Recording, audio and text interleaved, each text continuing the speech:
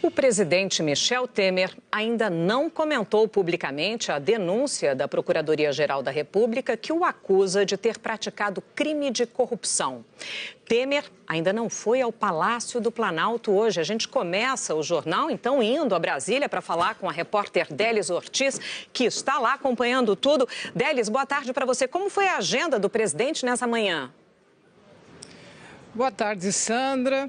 Boa tarde a todos. A agenda oficialmente está escrito despachos internos, mas a reunião costumeira de 9 horas no gabinete presidencial com assessores e ministros próximos não ocorreu hoje. Temer nem veio ao Planalto. Ele permaneceu a manhã toda e ainda está no Palácio do Jaburu. Elcinho Mouco, o marqueteiro do presidente, foi chamado ao Jaburu e agora há pouco foi confirmado que o presidente Michel Temer, depois de ler o texto da denúncia, perícia, relatório da polícia, ele decidiu que vai se manifestar. Ele deve fazer um pronunciamento hoje à tarde aqui no Palácio do Planalto.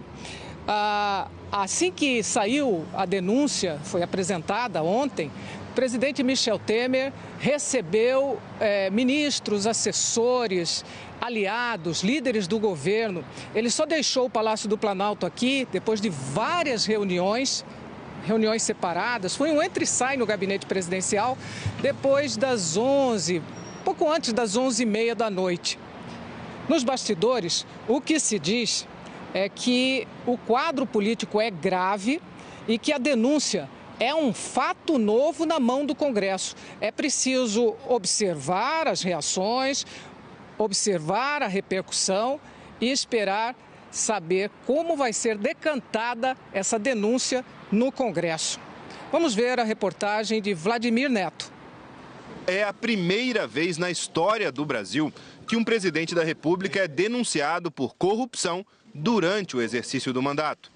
Segundo o Procurador-Geral da República, Rodrigo Janot, com vontade livre e consciente, o presidente da República, Michel Temer, recebeu para si, em razão de sua função, por intermédio de Rodrigo Rocha Loures, o valor de R$500 milhão oferecidos pelo Grupo JIF. Além disso, de acordo com a acusação, Michel Temer e Rocha Loures aceitaram a promessa de vantagem indevida no montante de R$38 milhões para atuação em defesa dos interesses da empresa.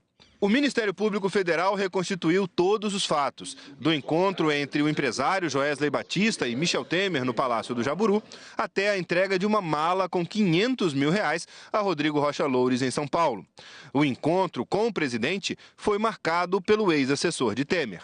Em conversa com Joesley, Rocha Loures informa: ele prefere te atender à noite no Jaburu, mais tarde, sei lá, a partir das 10 da noite, 11 horas. Segundo o Procurador-Geral da República, foi nesse encontro no Palácio do Jaburu que Joesley e Temer iniciaram tratativas delituosas. Na denúncia, Janot afirma que, na conversa, Joesley relatou a Temer que a. pagava vantagem indevida a Eduardo Cunha e b. corrompia um juiz e um procurador da República. Os investigadores dizem que estes atos devem ser objeto de uma outra denúncia ainda em preparação sobre o crime de obstrução de justiça. Além dessas suspeitas, Temer ainda é investigado por formação de quadrilha. Depois da conversa com Temer, Joesley se encontrou com Rodrigo Rocha Loures. De acordo com a denúncia, Joesley disse que precisava resolver no CAD, o Conselho Administrativo de Defesa Econômica, uma disputa relativa ao preço do gás fornecido pela Petrobras a uma termoelétrica do grupo JIF e ofereceu 5% do valor do negócio como pagamento.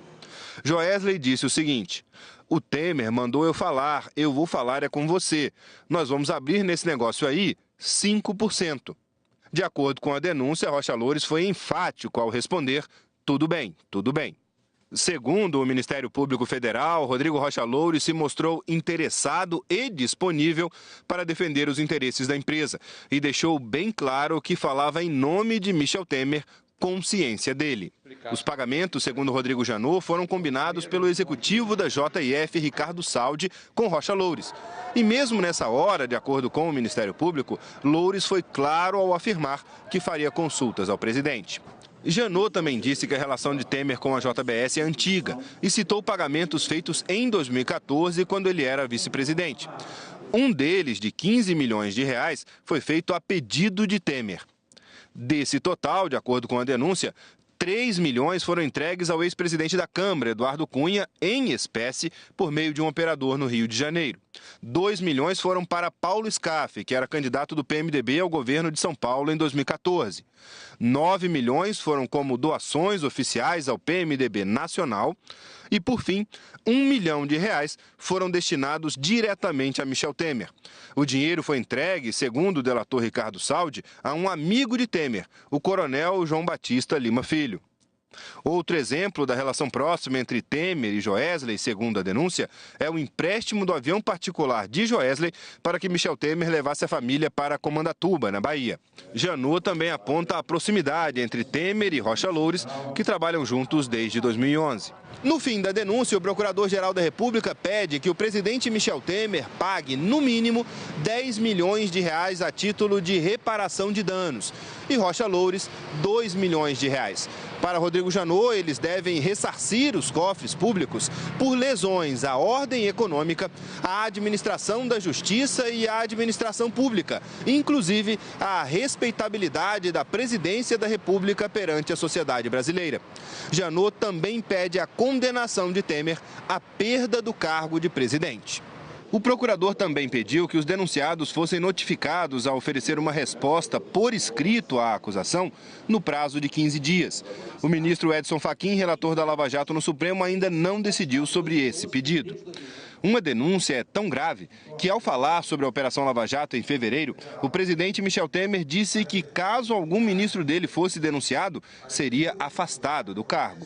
Se houver denúncia, o que significa um conjunto de provas, eventualmente, que possam conduzir ao seu acolhimento, o ministro que estiver denunciado será afastado provisoriamente. Ao depois, se acolhida a denúncia, e aí sim, a pessoa, no caso, o ministro se transforma em réu, e estou mencionando os casos da Lava Jato. E se transformando em réu, o afastamento é definitivo. A defesa do ex-deputado federal Eduardo Cunha, do PMDB, disse que ele nega ter tido participação ilícita nos fatos relatados na denúncia da Procuradoria-Geral da República e que vai prestar os esclarecimentos nos autos. Paulo Scaff disse por nota que não recebeu nenhum tostão do grupo JBS na campanha para o governo do estado de São Paulo em 2014 e que não autorizou que ninguém solicitasse valores ao grupo. O PMDB não vai se manifestar. O CAD informou por nota também que todos os atos processuais foram conduzidos pela área técnica, tendo por base o mérito do caso e os ditames legais sem favorecimentos. Que a ausência de qualquer parecer ou decisão do CAD a favor da usina do grupo JF deixa claro que eventuais planos de terceiros para influenciar decisões do órgão não tiveram resultado dentro da autarquia. Nós não conseguimos falar com a defesa de Rocha Loures nem com o coronel João Batista Lima e Filho.